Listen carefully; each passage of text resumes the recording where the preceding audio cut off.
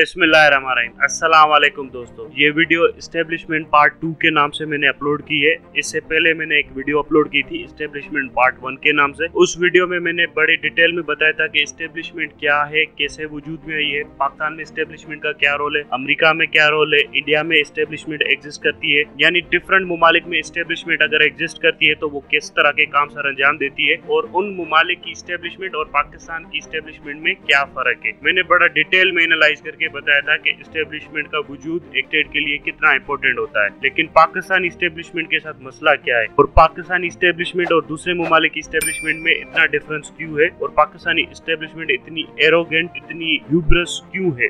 अब इस वीडियो में हम बात करने जा रहे हैं कि इमरान खान और एस्टेब्लिशमेंट के हवाले से आखिरकार इमरान खान और एस्टेब्लिशमेंट का फड्डा क्या है, और एस्टेब्लिशमेंट क्यों नहीं चाहती कि इमरान खान वापस आए, इक़्तिदार में आए और प्राइम मिनिस्टर बने, और प्राइम मिनिस्टर बनकर ये सारे के सारे मामलात मुल्क के चलाए। आखिर एस्टेब्लिशमेंट को इससे क्या नुकसान होगा अगर एस्टेब्लिशमेंट जाकर इमरान खान से डायरेक्टली जाकर अपना हाथ मिला ले और इमरान खान के साथ अपने टाइज बनाए या इमरान खान के साथ अपने मामला ठीक कर ले। आखिर क्यों एस्टेब्लिशमेंट इस तरह की चीजों के ऊपर क्यों नहीं जा रही, आखिरकार क्यों एस्टेब्लिशमेंट रिकंसिलिएशन की तरफ क्यों नहीं जा रही कि पीटीआई के साथ अपने मामला ठीक कर ले, क्योंकि सबको पता है कि अगली पीटीआई नहीं जीत। अब इन सारी चीजों को थोड़ा डिटेल में वन बाय वन करके एनालाइज करते हैं। सबसे पहले चीज देखते हैं कि इस एस्टेब्लिशमेंट का मेन प्लेयर है जनरल बाजवा। पाकिस्तान की तारीख में एक अजीब तरह से रहा है कि अगर आपका आर्मी चीफ जिस तरह की भी पॉलिसी बनाए, फिर वो पॉलिसी सही हो या गलत हो, वो पॉलिसी इम्प्लीमेंट करती है army with full letter and spirit. फिर वो पॉलिसी सही हो गलत हो, जनरल जिया ने जिस तरह की भी पॉलिसी बनाई उसके सबऑर्डिनेट्स ने उसे इम्प्लीमेंट किया विदाउट एनी क्वेश्चंस आस्क्ड। इसी तरह से जनरल मुशर्रफ ने भी जिस तरह की पॉलिसी बनाई उसके सबऑर्डिनेट्स ने उसे इम्प्लीमेंट किया। थोड़े बहुत लोग होते हैं जो उसे रेजिस्ट करते हैं, उनके खिलाफ बात करते हैं, लेकिन वो इतनी ज्यादा ताकतवर नहीं होते। इसी तरह से जनरल बाजवा इस वक्त एस्टेब्लिशमेंट का, पाकिस्तान मिलिट्री एस्टेब्लिशमेंट का बहुत बड़ा मेन प्लेयर है, और वो जिस तरह की भी पॉलिसी बना रहा है उसके सबऑर्डिनेट उसे इम्प्लीमेंट कर रहे हैं विदाउट क्वेश्चनिंग कि वो पॉलिसी पाकिस्तान के हक में सही है, खराब है, कुछ उसके रिपरकशंस है या नहीं है, बस वो एग्जीक्यूट करते हैं। If it is the chief will then we will implement it, whatever the consequences come out of it, but we will implement it. So ये जो पाकिस्तान की अंदर आर्मी के अंदर कोई इंटरमीडिएट थिंकिंग प्रमोट नहीं की जाती, उसके नतायज है जो हम भुगत रहे हैं। अच्छा, पाकिस्तान आर्मी के अंदर इंडिपेंडेंट थिंकिंग प्रमोट क्यों नहीं की जाती? इसकी सबसे बड़ी वजह आपके पॉलिटिशियंस है। कभी भी किसी भी पॉलिटिकल पार्टी के पॉलिटिशियंस ने क्वेश्चन ही नहीं किया मिलिट्री लीडरशिप को। पाकिस्तान की तारीख उठा ले, शुरुआत की पॉलिटिकल लीडरशिप के अलावा बाद में कभी भी किसी भी पॉलिटिकल लीडरशिप ने मिलिट्री को क्वेश्चन ही नहीं किया। वो जिस तरह की फाइलें बना के आते थे, कैबिनेट अप्रूव कर देती थी, प्राइम मिनिस्टर अप्रूव कर देता था, और इस तरह की आदतें पड़ गई आपकी आर्मी को, और अब वो समझते हैं कि हम तो किसी को जवाब दे ही नहीं है। अब आप यूं समझ ले कि आपके कोर कमांडर्स हैं, वो बेसिकली अपॉइंट करना प्राइम मिनिस्टर की रिस्पॉन्सिबिलिटी होती है, डीजीआईएसआई अपॉइंट करना प्राइम मिनिस्टर की रिस्पॉन्सिबिलिटी होती है, आपके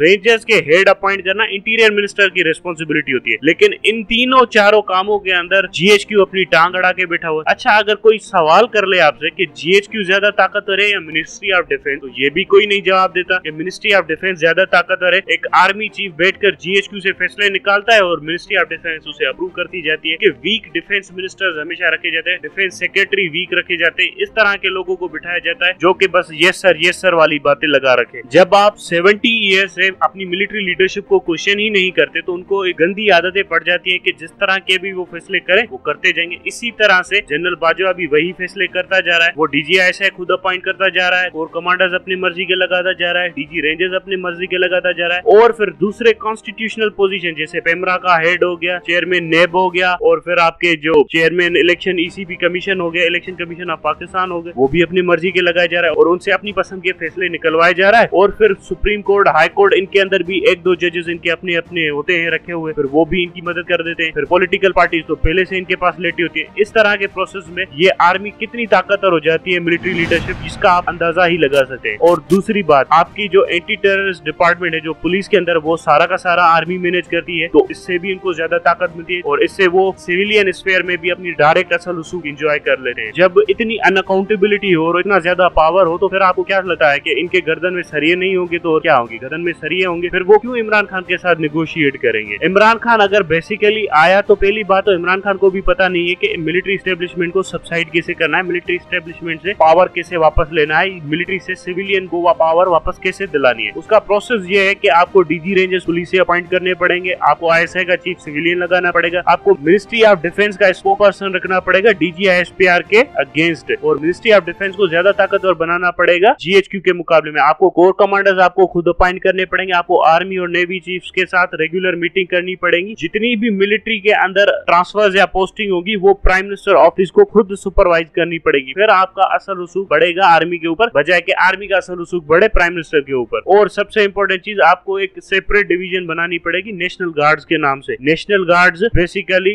एक सिविलियन फोर्स होगी जो सिर्फ और सिर्फ आपकी डेमोक्रेसी, पार्लियामेंट और प्राइम मिनिस्टर की प्रोटेक्शन करेगी आपकी आर्मी के अगेंस्ट में। फिर आपके पास एक लेवरेज होगा, एक पावर होगा, जिससे मिलिट्री लीडरशिप घबराएगी और आपके खिलाफ सख्त फैसले नहीं लेगी और उन्हें इस बात का डर होगा कि उनके खिलाफ भी सख्त फैसले लिए जा सकते हैं। और सबसे बड़ी चीज, इनके फाइनेंसेस पे नजर रखनी पड़ेगी। इस वक्त तो सारे फाइनेंसेस इनके पास पड़े हुए हैं। अब जनरल बाजवा मुल्तान गया है, DHA देखा है, वहाँ पर 18 करोड़ का पूरा गोल्फ कोर्स की ग्रास चेंज करवा गया है। इतना ज्यादा पैसा इधर उधर फेंके जा रहे हैं। तो फिर जब इतना ज्यादा पैसा होगा तो फिर आपको क्या लगता है कि इनकी गर्दन में सरिये नहीं होंगे? तो इस सबसे पहले आपको इनके बजट्स की ऑडिट करनी होगी। इन शॉर्ट प्राइम मिनिस्टर को ये स्टेट करना पड़ेगा कि भाई आपको पैसे तभी मिलेंगे जब तक आप पहले ऑडिट रिपोर्ट नहीं जमा करवाते। सबसे पहले ऑडिट होगी, फिर आपको पैसे मिलेंगे, इंडिपेंडेंट ऑडिट होगी। ये भी नहीं होगा कि आप कहें कि बस हमारे अंदर इंटरनल सिस्टम है। बार बार ये मिलिट्री बच जाती है अकाउंटेबिलिटी से, क्योंकि ये आकर कहते हैं कि हमारे अंदर इंडिपेंडेंट इंटरनल अकाउंटेबिलिटी सिस्टम है, हम बच जाएंगे। हर बार ये इंडिपेंडेंट इंटरनल अकाउंटेबिलिटी सिस्टम का नारा लगा के बच जाते हैं, लेकिन आज हम सब ने देख लिया कि इनके अंदर कोई इंडिपेंडेंट अकाउंटेबिलिटी सिस्टम नहीं है। बस इनका जो चीफ चाहता है ये सब कुछ वही करने लगते हैं। फिर चीफ कहेगा कि पाकिस्तान के 4 टुकड़े करने, तो ये 4 टुकड़े भी कर देंगे। सो मिलिट्री के अंदर जो थिंकिंग है वो तो सारी चीफ ओरिएंटेड है। अब चीफ काफी ज्यादा है इनसिक्योर, जनरल बाजवा बहुत ज्यादा इनसिक्योर बंदा है। अब उसको ये डर है कि अगर इमरान खान वापस इक्तदार में आ गया तो मिलिट्री से वो सारे का सारा पावर छीन लेगा। पार्लियामेंट ऐसी लेजिस्लेशन करेगी जिससे आर्मी से बहुत ज्यादा ताकत छीन ली जाएगी। इसी डर की वजह से ये इमरान खान को वापस नहीं लाना देते। अब इमरान खान इस तरह का सोचता है या नहीं सोचता ये एक अलग मौजू है, लेकिन ये एक अंदर थिंकिंग मौजूद है आर्मी के अंदर कि इमरान खान इस तरह की लेजिस्लेशन करेगा, इस तरह के फैसले लेगा जिससे आर्मी का ताकत कमजोर हो जाएगी। और आर्मी ने 70 साल में एक ही चीज की है कि पाकिस्तान को किसी न किसी तरह से डोमिनेट करके रखो, पूरा का पूरा पावर अपने अंडर रखो, किसी भी पॉलिटिशियन को, किसी और इंस्टीट्यूशन को ज्यादा ताकतवर ना होने दो, सारे इंस्टीट्यूशन अपने अंडर में रखो। और अगर कोई इंस्टीट्यूशन बढ़ भी जाए आपके हाथों से तो उसे दूसरे तरीकों से मैनेज कर लो। इसीलिए आप देखेंगे कि पाकिस्तान की पार्लियामेंट इतनी एक्टिव नहीं है, पाकिस्तान की सुप्रीम कोर्ट इतनी एक्टिव नहीं है, पाकिस्तान की पुलिस फोर्स इतने इंडिपेंडेंट फैसले नहीं कर सकती। हालांकि अगर आप देखें तो इंडिया में एक 4 स्टार जनरल को एक पुलिस वाले ने अरेस्ट कर लिया था, सिर्फ इस वजह से अरेस्ट किया था कि उसने सिग्नल तोड़ा था। अब वहाँ पर इतना रूल ऑफ लॉ है। पाकिस्तान में रूल ऑफ लॉ का मकसद क्या है कि पॉलिटिशियंस को बस जेलों में डालो, पॉलिटिशियंस को पकड़ो, उनको फांसियां दो, उनको सजाएं दो, उनको करप्शन के केसेस में पकड़ो। हकीकत में रूल ऑफ लॉ का मकसद जो पाकिस्तान में होना चाहिए वो ये हो कि आपके जजेस को, आपके जनरल्स को आपकी पुलिस अरेस्ट कर सके, उनके ऊपर प्रोसिक्यूट कर सके और उन्हें जेल हो सके। लेकिन यहाँ पर कभी भी आपने नहीं देखा होगा कि आपके जजेस को जेल हुई हो, ये आपने कभी भी नहीं देखा होगा कि आपके जनरल्स को अरेस्ट किया गया हो, उन्हें जेल हुई हो। बस यहाँ पर सारा गुस्सा जो निकलता है वो पॉलिटिशियंस पर निकलता है। इस वक्त आप देख रहे होंगे कि इलीगल अरेस्ट हो रहे हैं, किसी को डिटेन किया जा रहा है, वो सब कुछ सामने दिखाया जा रहा है कि नून लीग कर रही है। नून लीग नहीं कर रही, इनके पीछे जो मास्टर्स बैठे हैं वो कर रहे हैं। नून लीग ने तो अपना सरफेस दिया हुआ है। सो इस खौफ की वजह से कि इमरान खान इनके ऊपर हमला न कर दे, सो इसी वजह से ये लोग इमरान खान को वापस नहीं आने देंगे, क्योंकि मिलिट्री अपने पावर को प्रिजर्व करेगी। फिर चाहे कुछ भी हो जाए, पाकिस्तान के 10 टुकड़े भी हो जाएं, ये अपने पावर को प्रिजर्व करना ही चाहते हैं। इसका सबसे बड़ा एग्जांपल है आपका 1971 में अगर ये शेख मुजीब के साथ कॉम्प्रोमाइज कर लेते तो पाकिस्तान बच जाता, लेकिन इन्होंने पाकिस्तान को टूटने दिया मगर शेख मुजीब के साथ कॉम्प्रोमाइज नहीं किया। यहाँ पर भी ये कहेंगे कि पाकिस्तान के अंदर आग लग जाए पर मैं कॉम्प्रोमाइज ना करूं इमरान खान के साथ, जनरल बाजवा और उसके मिलिट्री जुंटा। इसी तरह से परवेज मुशर्रफ ने भी पूरा पाकिस्तान ही जला दिया था, लेकिन कहा था कि मैं कॉम्प्रोमाइज नहीं करूंगा पीपुल्स पार्टी वालों के साथ ताकि मैं इनको पावर हैंड ओवर कर सकूं। इसी तरह से जनरल जिया ने भी पूरा मुल्क जला दिया, लेकिन डेमोक्रेटिक फोर्सेस के साथ कॉम्प्रोमाइज नहीं किया। ये सारे जनरल सड़े हुए होते हैं। अब इन सब में जो सबसे बड़ा गंदा रोल आया है ना, वो रोल आया है आपकी जुडिशरी का। जज आसिफ सईद खोसा के टाइम में जब वो चीफ जस्टिस थे तो ये एक इंप्रेशन मिला था कि जुडिशरी एक बैरियर है आर्मी और सिविलियन गवर्नमेंट के दरमियान। मतलब जुडिशरी अगर जब भी आर्मी